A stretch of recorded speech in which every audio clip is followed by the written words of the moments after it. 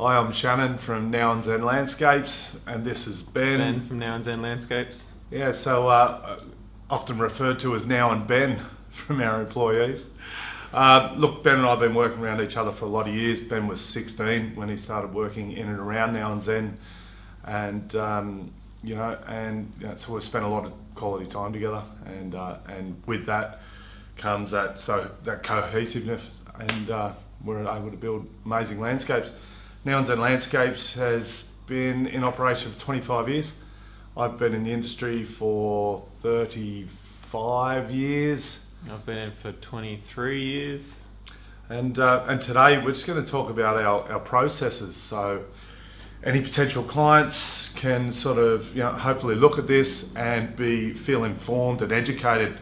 So if we come around to your place and we're looking and engaging with you, you'll have a bit of insight as to how we work.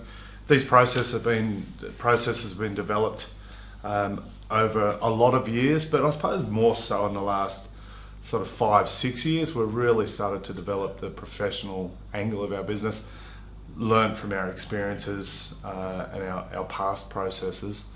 And so basically when a client contacts our office, and that may be by through the website or by phone, they'll hit one of our office staff, and our office staff will ask them their appropriate questions and book in a consultation. That consultation is going to cost you $385.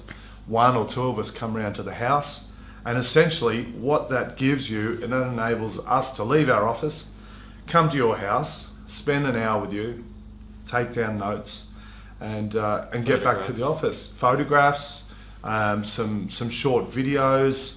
We need to discuss survey. Does a client have a survey? Do we need to order a survey? Because 90% of our projects require designs, and the reason we need the landscape design is that harmonious balance between contractor and client. Perception's a wonderful thing, as you know, Ben. What you think and what I think can be different, and what the client thinks is something very different again. The client may think they're getting 10 steps, but we're only envisaging 7 steps. So there's so many reasons why a plan is so valuable. So when we arrive, there's 3 sort of figure pieces in our company that are engaged in or with the design and the costing process, and that can be either myself, the director, Ben, our manager, or Tim, who's our designer, qualified in both building design and in landscape design. So one of us, 2 of us, 3 of us, sometimes depending on where the project's at, where we're at with the process as to who's going to jump on site.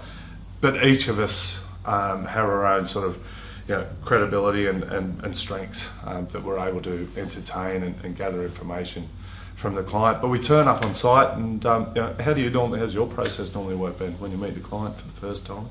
Well, as I'm sort of the construction manager, generally I'm there to try and figure out how to construct the landscape. Tim and Shannon are sort of there more on a client briefing, the meet and greet, getting an idea from them. They're the ideas man. I'm the one that's left to actually construct it and make all the magic come together. So I'm sort of looking at access, I'm looking at services, I'm looking at topography, trees, plants, rocks, the nuts and bones of how that actually is going to work from plan to finished landscape.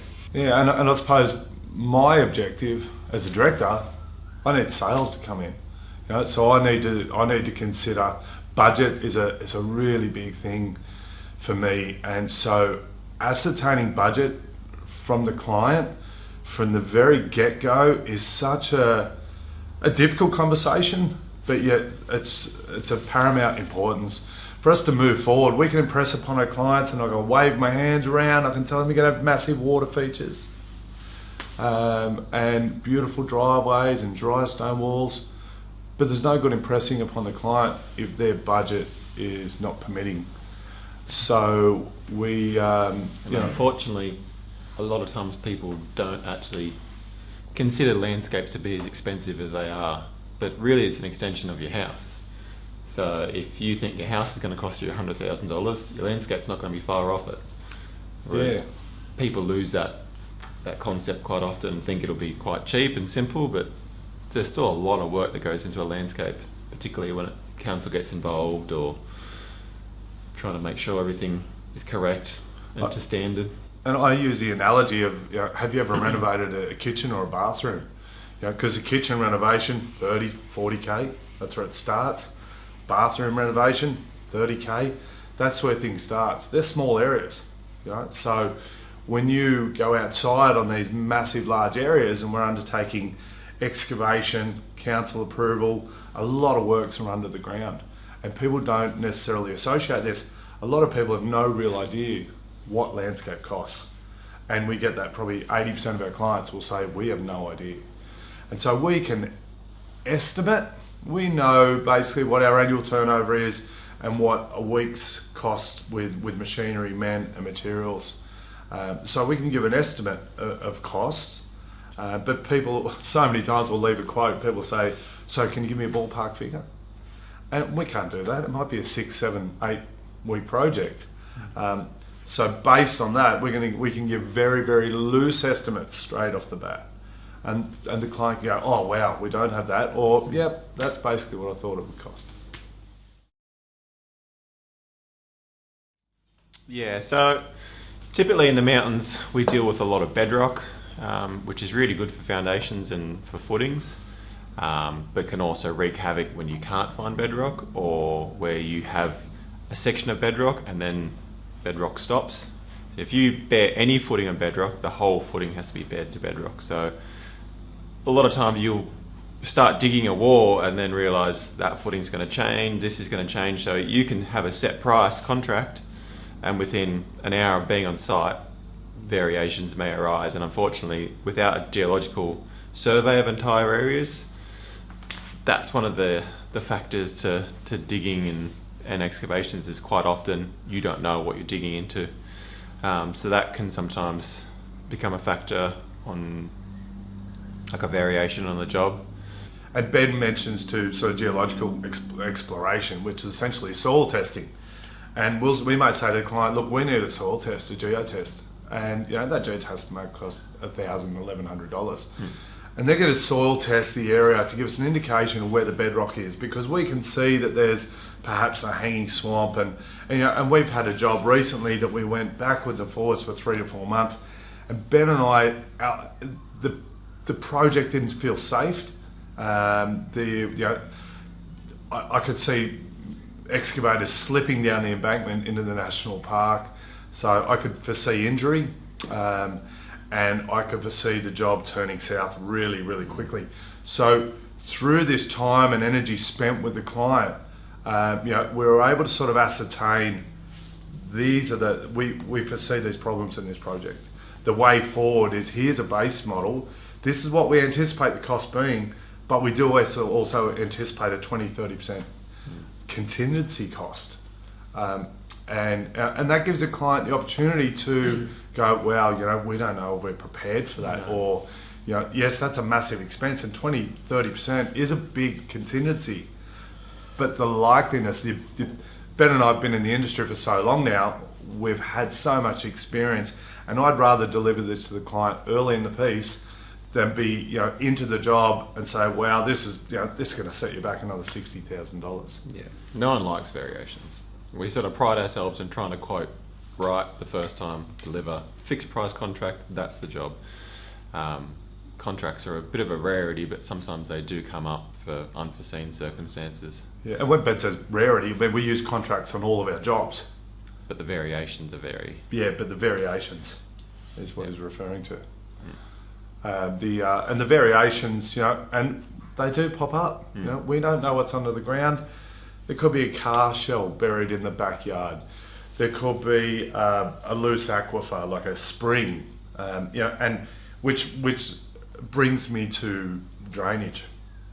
Drainage is of the utmost importance. Imperative. Your job is only as good as the drainage, so it's something we need to consider first in the piece. And a lot of that drainage you do not see, yet you're paying a premium for consistent, adequate, effective drainage. And peace of mind knowing that it's been amended and corrected, because water takes no prisoners. Water will always find a way. Water will always ruin a job if it isn't dealt with correctly. Yeah, and water features as well, for that matter. You know, we design and implement and build a lot of water features into our job, and water has its own mind. We're building and recreating an ecosystem. We're always thinking, where can the water get out? Where can the water get out? Capillary reaction will bring water up a hill and over rocks and behind things. So water features can be very fickle, and unfortunately water features can be quite expensive for that reason, because there's just so much problem solving to get a water feature correct. Particularly very naturalistic streams are one of the hardest to do, because you've got to construct them in a manner that looks natural, but at the end of the day is going to contain the water that you're putting in there, but in the most naturalistic, harmonious sort of way. And Ben spends a lot of time, he's engaged in a lot of rock climbing, so he's in the national parks all the time, viewing natural features and water features and whatnot. So we'll sort of go back a step. We've met with the client, we've established budget, or we've estimated a forecast of costs. Then we need to start impressing upon our clients, and Ben and I know at that point of the budget if it has one of our bespoke dry stone walls, or if it has an alternative. And what do you do from that point, Ben? How do you, if we need to scale it down from, to amend the budget, do we give them options, solutions? We always give them different options. Like if they need retaining, if they need concrete, obviously there's a range of high-end products to mid-range products to low-end products, and most of the time that comes down to the labour element. If you've got a 20 metre retaining wall by a metre high and you want to make that out of dry stone, then there's 4 weeks worth of labour there. If you want to make that wall out of machine placed boulders, then there's 4 days worth of labour there. So that's where your trade-off is, that if you want those high-end finishes, there's a lot more manpower, there's a lot more labour. Unfortunately, they gather a lot more cost. But there's always middle ground, so we like to sort of try and work with the client to suit their budget, to suit their impressions of what they want from a landscape, and to ultimately give them something that they are proud of, and see them something that we're proud of, and that will outlast all of us, because that's the point of building amazing gardens and designs, is you're building a legacy in the gardens and the plants and the landscapes that will be here past our expiration date. So you want to make a quality product and a quality landscape that outlasts everything. Yeah, and I suppose that's my objective. I look and admire at beautiful landscapes that have been here for 100 years and trees that are 100 years old, and I'm like, wow, who built that? And I do want Now and Zen to be part of a legacy, and I want people to be able to see our work. And I know for a fact that the engineering, the structural adequacy, the time, energy, passion that we put into our work, I know that for a fact that those landscapes are going to be there in 100 years' time. 100%. And we plant and we build for generations to enjoy. Sorry, I think we got a little bit carried away there with, and we're very passionate about what we do. That's a fact. We love what we do. Ben, access, rural property versus small property, is that going to affect price? The cost of the job affects prices. But getting materials in, but getting materials out, that's a big factor. If you want to build a retaining wall in your backyard and you've got a fence on the other side of your house, how do you expect to get all the materials in there? How do you expect to get all the soil out? So a lot of times people are like, oh, I want to retain my backyard and build it all up, nice lawn oval. And you're like, well, how are you going to get those things in there? So if you had rear access, it might be $60,000 job. If you've got to bring it buckets around the house, you've just doubled your labour. So people need to be realistic about their expectations sometimes, and be mindful of how you're going to get materials in and out of that section. If you've up back of a steep driveway, even that, if I can't get a truck up that driveway, then that's going to factor into your cost, and ultimately that's why I go to a lot of the consults generally on the second visit, just to overview the job as a whole and make sure that I can deliver what was spoken about and make sure it's going to work on the ground. That's it's a fairly good reason to keep good relations with your neighbours. Yeah. Plate of cookies, carton of beer, invite them to your next barbecue. Cut down their fence. If we often need or suggest, what's your relationship like with your neighbours? Can we come in down their driveway and through the side fence? And we go, okay, we're not going to spoil any major gardens. If it's a bit of lawn or a fence, it's easy enough to pull out a panel or two out of the fence, damage a small bit of lawn or a small bit of juvenile garden, and then we say to the client, all right, now on completion of your project, you need to remediate your neighbour's place. And it might be half a day, might be a day's work. And that's easy enough done, and relations are great, and your neighbour has just saved you 40, 50,000 bucks 100%. because we can get those machines into the backyard. So we've spoken about drainage, we've spoken about access to principal sort of areas of cost that we reflect on.